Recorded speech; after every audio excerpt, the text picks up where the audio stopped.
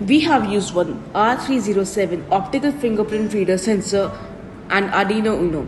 We connect the Arduino with the fingerprint sensor, and with the help of the sensor we will get a medical number. Using Python panda module, we will give a medical number to the Python terminal and it will give us their medical history, name, age, etc. Now we will show how a prototype works. First, we will open the serial monitor. After that, we will scan the patient's finger using the fingerprint sensor. After scanning the fingerprint sensor, we get a medical number. After getting the medical number, we open the Python code. In the terminal, we enter our medical number.